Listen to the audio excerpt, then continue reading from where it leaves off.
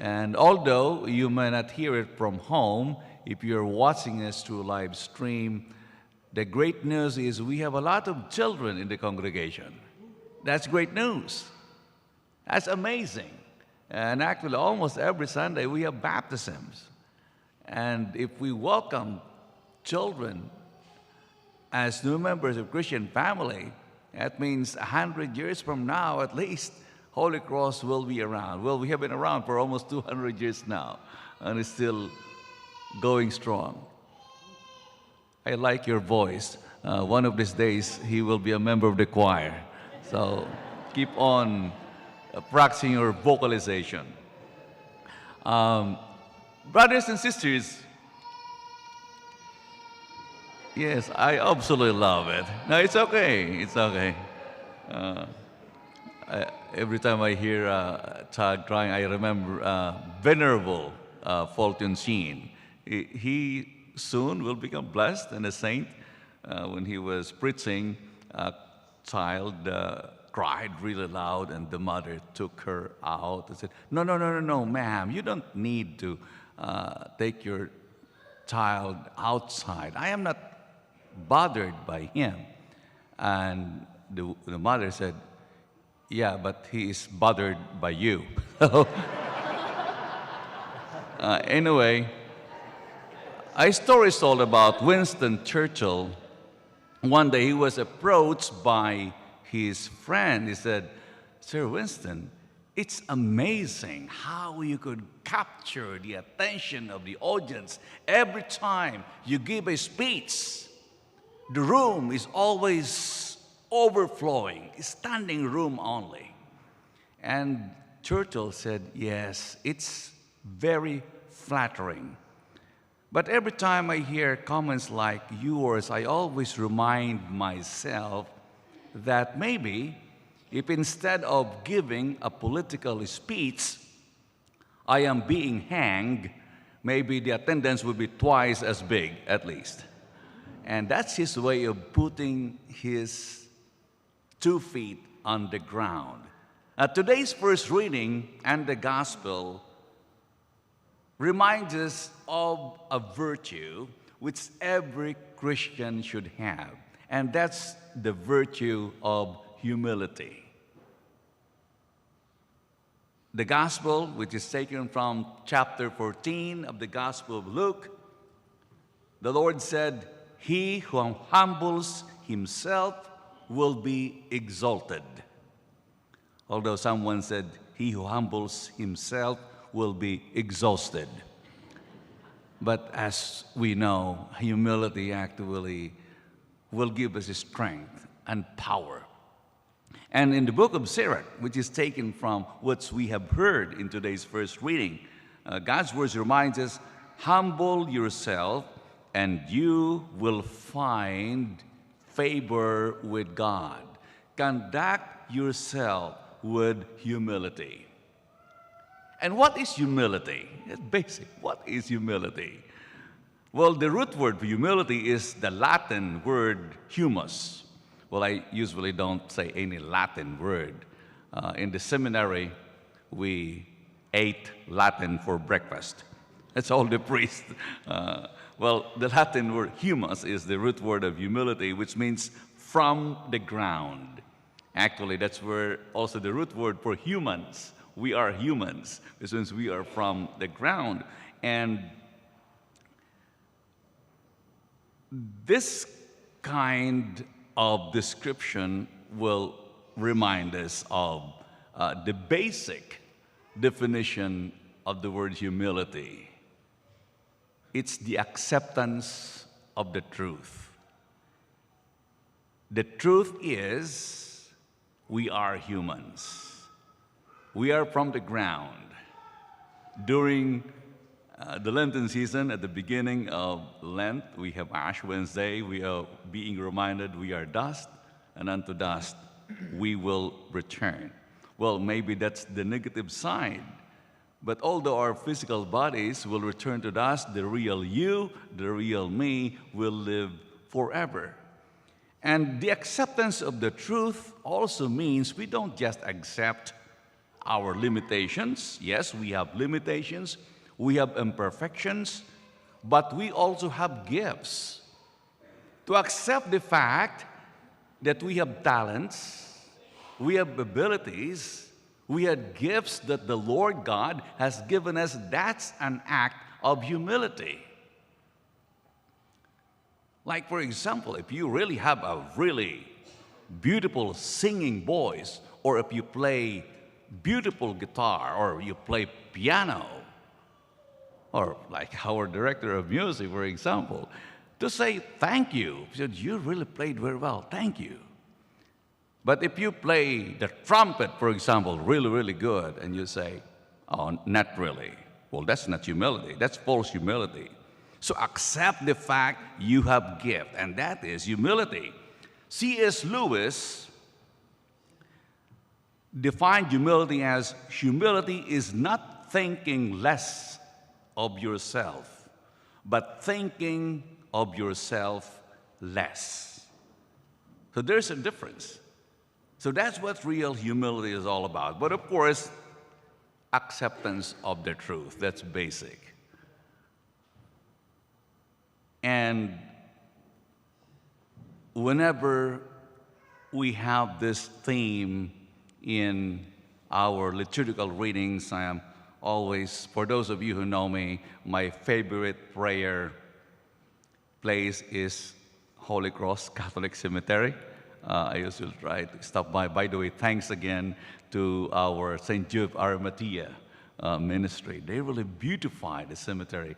I've been here only, if you were there 4 years ago, there's a big difference. And soon we will have stations with the cross in the cemetery. That's a beautiful place. And people are dying to get there. And so if you have not been there yet, please do visit Holy Cross. It's along Bedford Avenue. And because praying there reminds me, well, for those of you who joined the Knights of Columbus, the slogan of the Knights is Tempus fugit, memento mori. That's Latin for time flies, remember death. Let's memento mori. It's easier. Remember death. Because that will definitely put our 2 feet on the ground. That everything that we have is a gift. Everything that we are.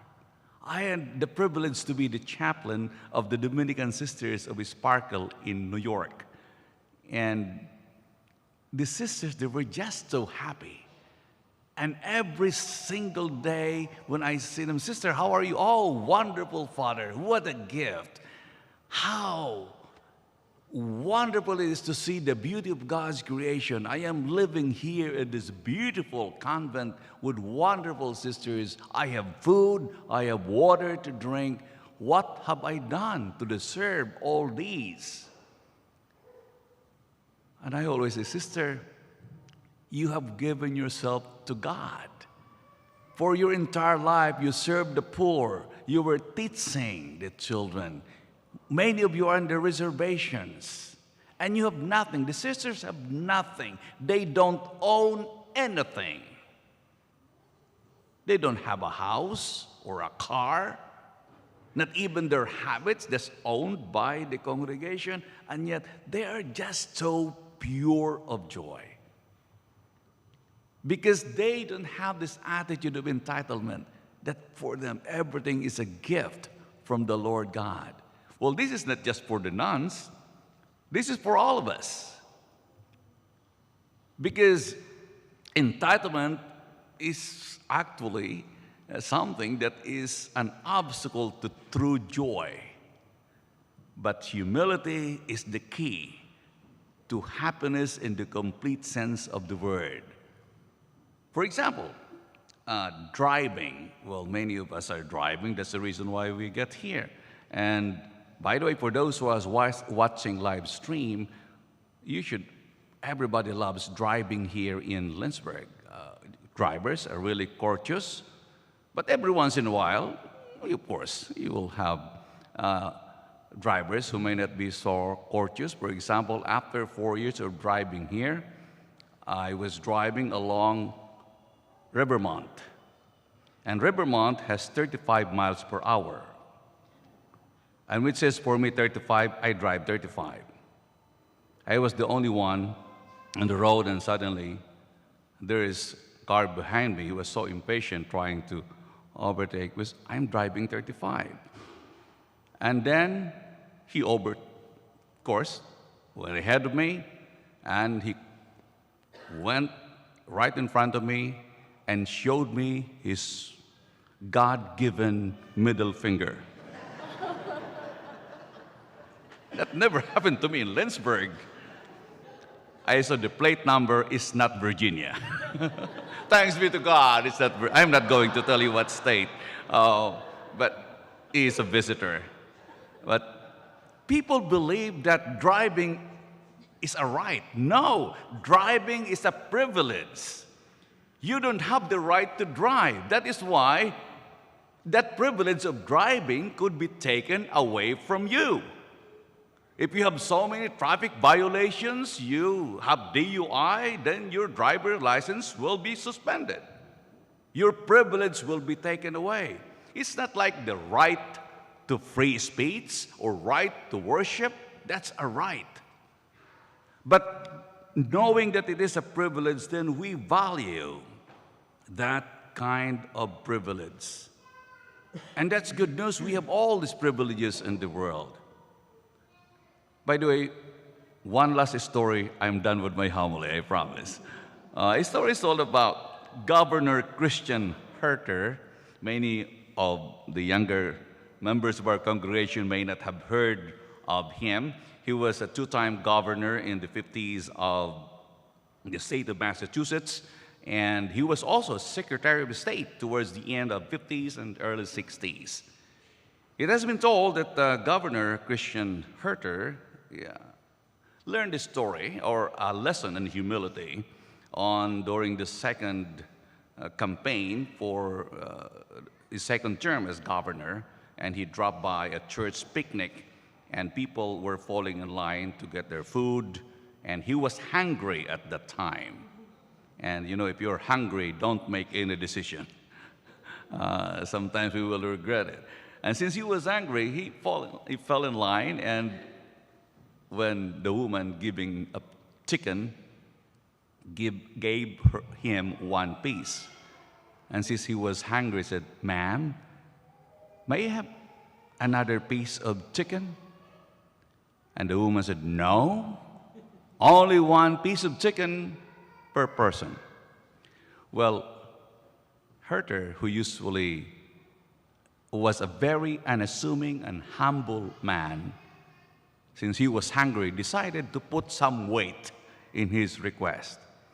And he said, "Ma'am, do you know who I am? I am the governor of this state of Massachusetts." And the woman answered, "Sir, do you know who I am? I am the woman in charge of the chicken." And that's a lesson he never forgot. St. Augustine said, "The way to Christ is first through humility, second through humility, third through humility." And the book of Sirach tells us, "Humble yourself, and you will find favor with God."